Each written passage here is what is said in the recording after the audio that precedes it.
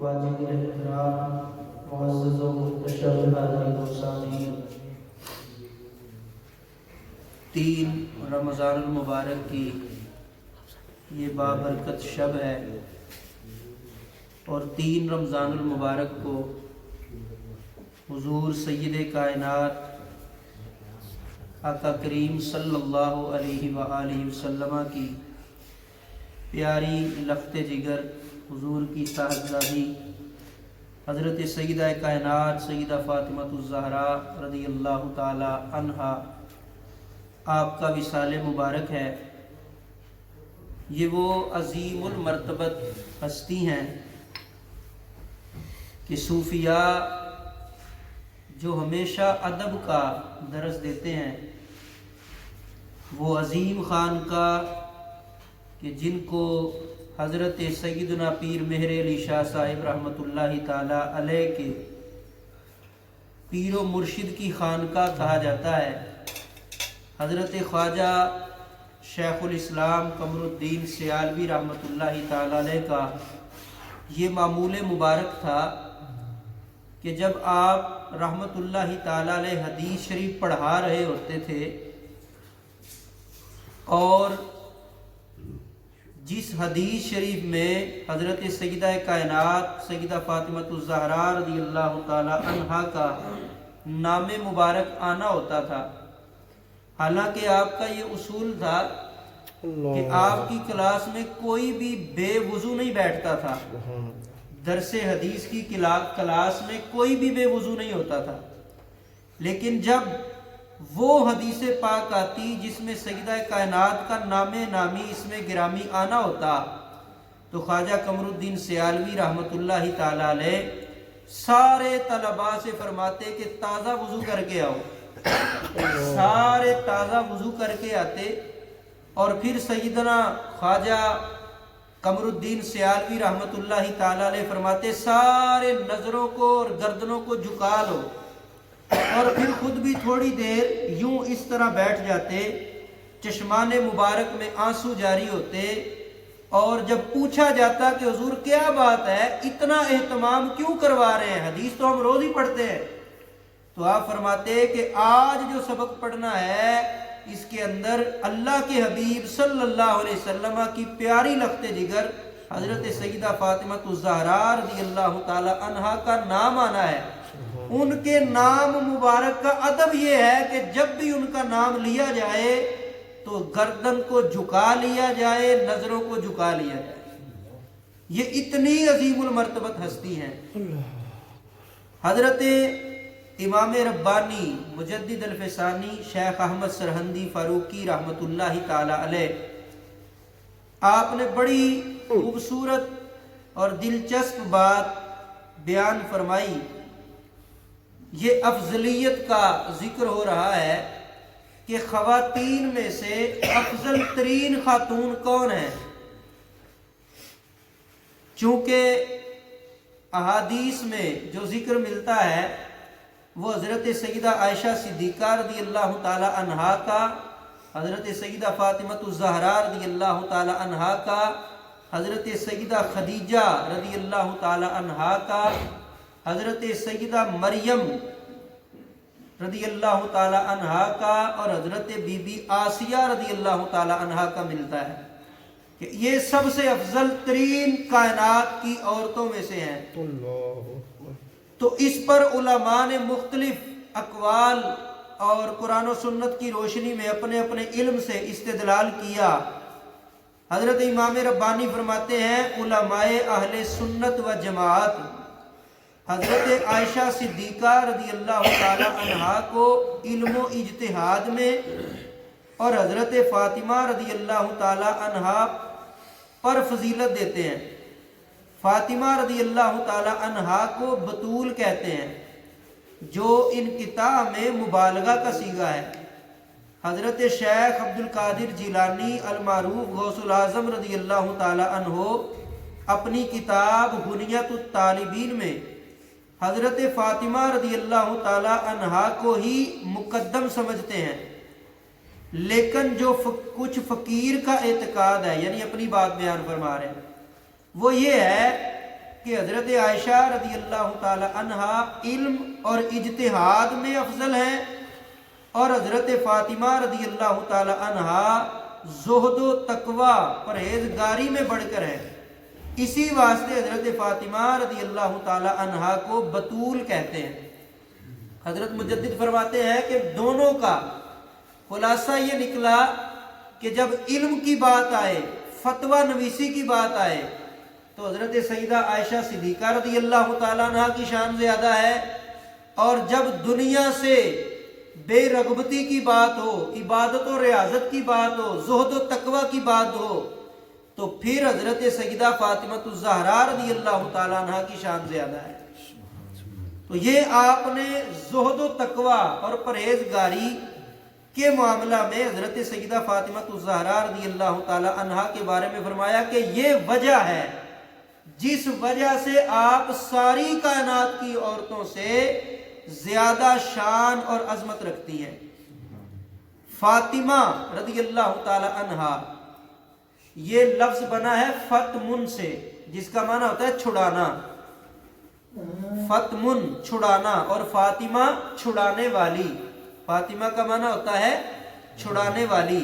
یہ نام کیوں رکھا؟ اتنا بابرکت نام ہے.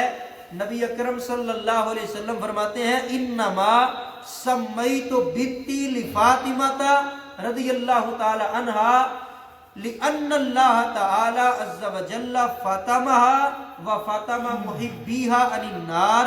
حضور فرماتے ہیں میں نے اپنی بیٹی کا نام فاطمہ اس لیے رکھا ہے کہ اللہ تعالیٰ نے اس کو بھی جہنم کی آگ سے آزاد فرمایا ہے، اس کی آل اولاد کو بھی جہنم کی آگ سے آزاد فرمایا ہے، اور ان کے ساتھ محبت کرنے والے ہر ایک کو اللہ نے جہنم کی آگ سے آزاد فرما دیا. یعنی فاطمہ جہنم کی آگ سے چھڑانے والی. قیامت تک جو اس ہستی سے محبت کرے گا، آپ کا لقب ہے جی بطول. وَاذْكُرِ اسْمَ رَبِّكَ وَتَبَتَّلْ إِلَيْهِ تَبْتِيلًا. قرآن کا لفظ ہے تبتل، جس کا معنی ہوتا ہے سارا کچھ چھوڑ دینا. اللہ کا ذکر کرو. وَاذْكُرِ اسْمَ رَبِّكَ، اپنے رب کا نام کا ذکر کرو. کیسے؟ وَتَبَتَّلْ إِلَيْهِ تَبْتِيلًا، اور سب سے کٹ کر اسی کے ہو جاؤ. اسی سے لفظ بنا بطول، یعنی جو دنیا میں رہتی تھی لیکن دنیا سے کوئی تعلق نہیں تھا. دل کے اندر مال و دولت کی محبت، دنیا کے ساز و سامان کی محبت ذرہ برابر بھی نہیں تھی.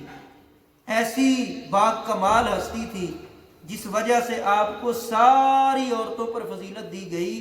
حضرت سیدہ فاطمہ الزہرا رضی اللہ تعالی عنہ کی زہد و عبادت، تقوی، پرہیزگاری کے بارے میں کتابوں میں ملتا ہے کہ آپ رضی اللہ تعالی عنہ جب بھی حسنین کریمین رضی اللہ تعالی عنہما کو سلاتی تو قرآن مجید کی تلاوت آپ کے لب و مبارک پر جاری ہوتی.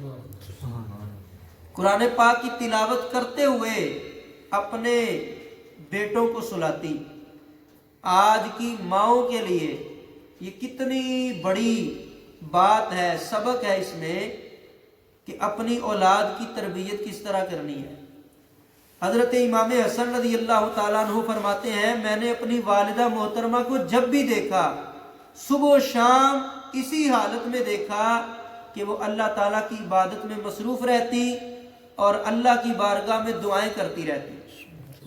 دعائیں کیا کرتی تھی؟ امام حسن فرماتے ہیں اللہ کے محبوب اپنے والد محترم حضرت محمد مصطفیٰ صلی اللہ علیہ وسلم کی امت کی بھلائی کی دعائیں کرتی رہتی، امت کی بخشش کی دعائیں کرتی رہتی.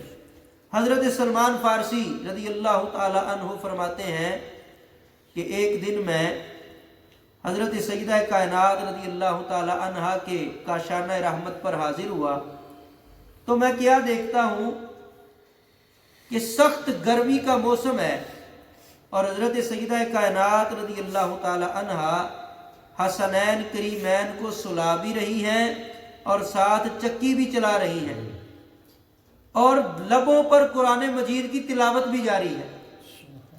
ایک ہاتھ جھولے پر ہے، ایک ہاتھ چکی پر ہے اور ساتھ حضرت سیدہ کائنات رضی اللہ تعالی عنہا قرآن پاک کی تلاوت فرما رہی ہیں۔ اتنے میں فرماتے ہیں کہ آپ پر نیند کا غلبہ ہوا تو میں نے دیکھا کہ شہزادی رسول آرام فرما ہو گئی، لیکن چکی پھر بھی چل رہی ہے اور جھولا بھی ہل رہا ہے۔ فرماتے ہیں جب میں حضور کی بارگاہ میں حاضر ہوا اور میں نے آ کر عرض کیا کہ یا رسول اللہ میں یہ معاملہ دیکھ کے آیا ہوں، تو اللہ کے محبوب صلی اللہ علیہ وسلم نے فرمایا میری بیٹی فاطمہ کام کر کر کے تھک چکی تھی، اللہ تعالیٰ نے ان کے آرام کی خاطر ان پر نیند کا غلبہ طاری کیا اور فرشتوں کو حکم دیا کہ جاؤ میرے نبی کی صاحبزادی کے گھر کے کام تم کر کے آؤ۔ وہ جو چکی چلا رہے تھے وہ اللہ کے فرشتے تھے، اور وہ جو جھولا جھلا رہے تھے وہ بھی اللہ کے فرشتے تھے۔ آج جو ہم نے قرآن پاک سنا چوتھے پارے سے، اس کی پہلی آیت ہے لن تنالوا البر حتی تنفقوا مما تحبون۔ فرمایا تم ہرگز نیکی کا درجہ نہیں پا سکتے یہاں تک کہ اپنی پسندیدہ چیز اللہ کی راہ میں قربان نہ کرو۔ حضرت سیدہ کائنات رضی اللہ تعالی عنہا کو نبی کریم صلی اللہ علیہ وسلم نے ایک قمیص مبارک عطا فرمائی، وہ نئی تھی، اور ایک قمیص مبارک وہ تھی جو تھوڑی سی پرانی تھی۔ آپ گھر میں تشریف فرما تھی تو ایک سائل آیا، مانگنے والا آیا، اس نے آ کر سوال کیا، وہ خاتون تھی، اس نے سوال کیا کہ مجھے اللہ کے نام پر پہننے کے لیے کپڑے دو۔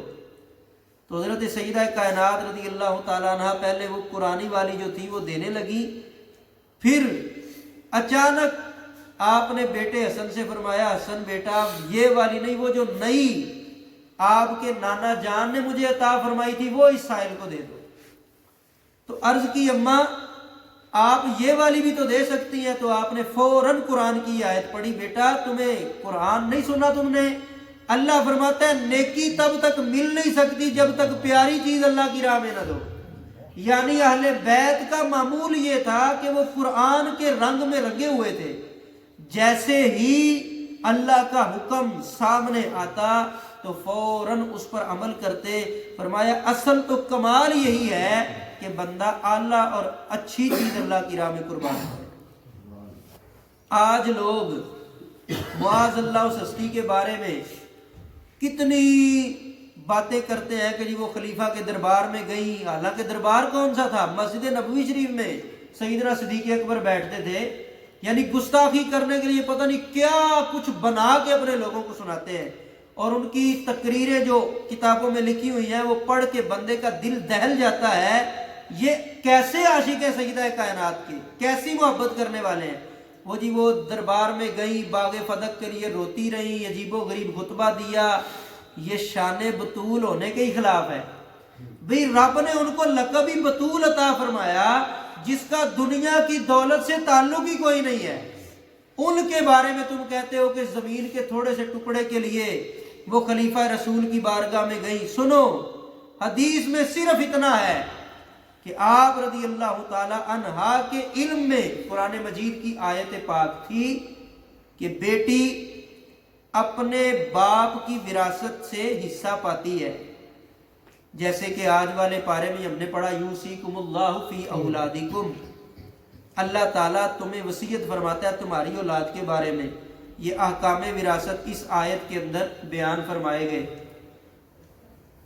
تو فرمایا حضرت سیدہ کائنات رضی اللہ تعالی عنہا کے ذہن پاک میں یہ آیت تھی، اس کے تحت آپ سیدنا صدیق اکبر کے پاس گئی۔ سیدنا صدیق اکبر نے آگے سے عرض کیا اے شہزادی رسول، جو کچھ صدیق اکبر کا ہے سب کچھ آپ پر قربان، میرے پاس جو کچھ ہے میں سب کچھ دینے کے لیے تیار ہوں، لیکن یہ جو باغ فدق ہے اس کا فیصلہ جو اللہ کے رسول نے فرمایا ہے میں وہی کروں گا۔ اور فیصلہ کیا ہے کہ رسول اللہ صلی اللہ علیہ وسلم کی حدیث پاک ہے، حضور نے فرمایا کہ انبیاء کی وراثت درم و دینار نہیں ہوتے، انبیاء کی وراثت علم ہوتا ہے، انبیاء کی وراثت علم دین ہے، لہذا نبی کریم صلی اللہ علیہ وسلم کی وراثت ہی نہیں ہے یوصیکم اللہ فی اولادکم کے اندر رسول داخل نہیں ہے، بلکہ یہ امتیوں کے لیے ہے، حضور کے امتیوں کے لیے۔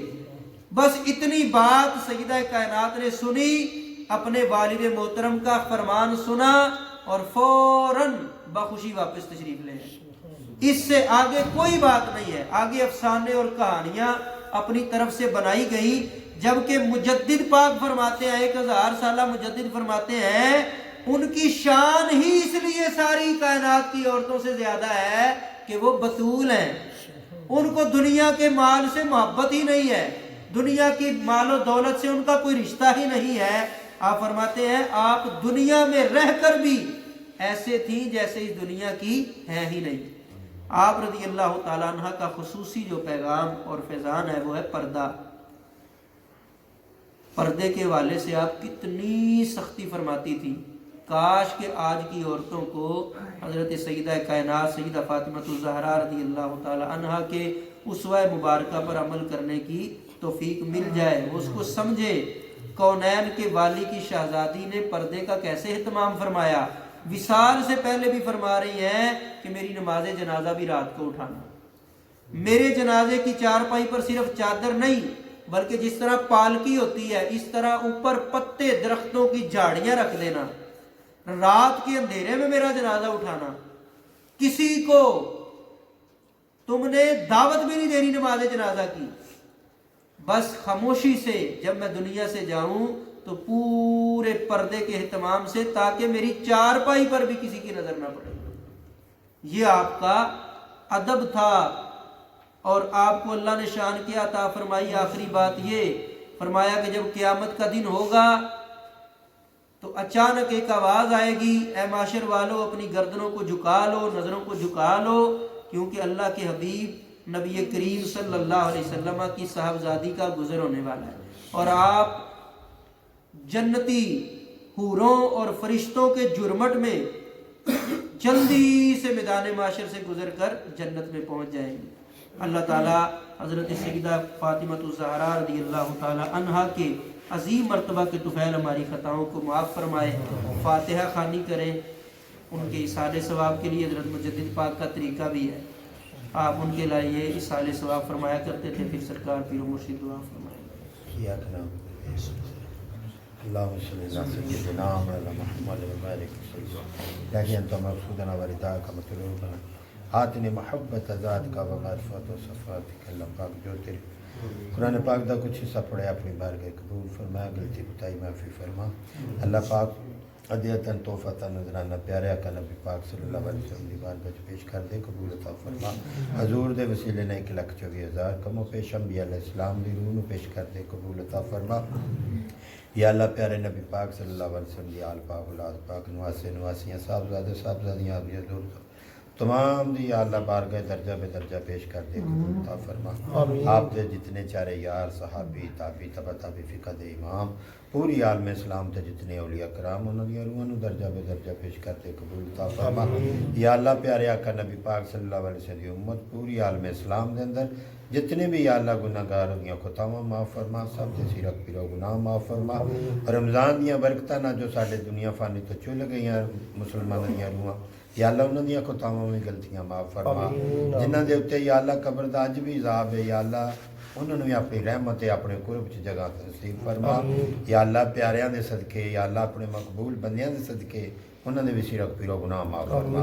یا اللہ تیرے محبوب دا فرمان ہے جو پیچھے رہن والے دعا کرن، اگر 4 بندے گواہی دے دیں وہ دی شاہدی تو جنتی ہو جاندہ ہے۔ یا اللہ سی سارے مومن مسلمان دعا کرنے ہیں کہ یا اللہ جتنے بھی ایسے گناہ گار جنہ دے پیچھے کوئی صدقہ بھی نہیں پہنچنا رہا، یا اللہ پیارے آقا نبی پاک صلی اللہ علیہ وسلم دے جوڑے دا صدقہ انہوں نے بھی معافی عطا فرما۔ جو پیچھے رہ گئے مسلمان یا اللہ خطاواں کر رہا ہے آج جو رمضان دیاں برکتاں تو بھی دور نہیں، اللہ انہوں نے بھی سچی توبہ نصیب فرما۔ بے نمازیاں نو با جماعت نماز پڑھن دی توفیق عطا فرما۔ غافلاں دی چولی وچ مال و مال علم ذکر فکر دا نصیب فرما۔ تقوی والی دولت نصیب فرما۔ سبحان اللہ والحمد للہ ولا الہ الا اللہ واللہ اکبر۔ اللہم صلی علی سیدنا محمد۔